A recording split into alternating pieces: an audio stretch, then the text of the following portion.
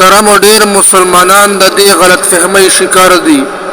هغوی دا خبره کوي چې زه خو په خپله مسلمان یم، د مسلمان په کور کې پیدا شوی یم، کلمه مې ویلې ده، منځ کوم او نور ډیر عبادت کوم، نو زما خو جنت ته تلل یقیني دي، او که د څه ګناه په وجه جهنم ته لاړ شم نو د څه سزا خوړلو نه وروسته به زه اخر هم جهنم نه راوځم او جنت کې به داخلیږم.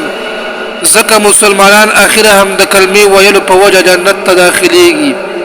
لہذا که زه ډیر عبادت نه کوم نو خیر دی، اوس به خپلې مزې کوم. محترمو دا خبره صحیح ده چې مؤمن به اخر هم د جهنم نه راوځي او جنت ته به ځي، خو دا اطمینان او ګارنټي اوس څوک چاته ورکولی شي چې یو کس نن مسلمان دی نو سبا به هم دی مسلمان وي یا د دې آخري خاتمه یقیني په ایمان سره وي. ځکه محترم شیطان همیشه په دې کوشش کې وي چې کله هم مسلمان غافل شي نو د دنه ایمان سلب کی.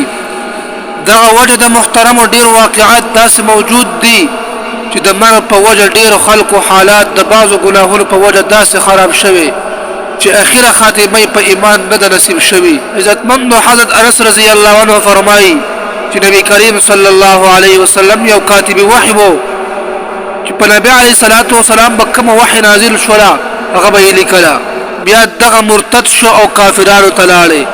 پیغمبر علیه الصلاۃ والسلام او فرمایل چې د الله جل شانه زمکه به دا شرط هم قبول نکي. حضرت ابو طلحه رضی الله عنه فرمایي چې کله دی وفات شو نو زه د هغه د تحقیق د پاره لاړم، ما ولیدو چې دا د قبر نه بهر فروت وو. وای ما د خلکو ته تاسو کو چې دا ولې د قبر نه بهر فروت دی؟ هغه راته وویل چې موږ څو پرې دی په قبر کې دفن کو، خو بیرته قبر بهر ته راغورځوي. اخر منګه تنګ شو او داسې منګه پرېښودو. زما عزتمن لورونو د پیغمبر علیه الصلاۃ والسلام کاتب چې وحی به لیکلی لیکن د هغه اخره خاتمه خرابه شوله. دې وجه نه پیغمبر علیه الصلاۃ والسلام دعاګانې ښودلې دي. یو خو د قرآن کریم دا آیات دی: ربنا لا تزغ قلوبنا بعد إذ هديتنا وهب لنا من لدنك رحمة إنك أنت الوهاب. اے ربا زمونږ زړونه زمونږ د هدایت نه وروسته مه کږوه او موږ ته د خپل طرف نه راحت راکړه، بېشکه هم ته ډېر ورکوونکی ذات یې. د نبي علیه الصلاۃ والسلام نه د استقامت دا دعا هم نقل شوې ده: یا مقلب القلوب ثبت قلوبنا على دینک. اے د زړونو اړوونکیه ته زموږ زړونه په دین باندې مضبوط وساته.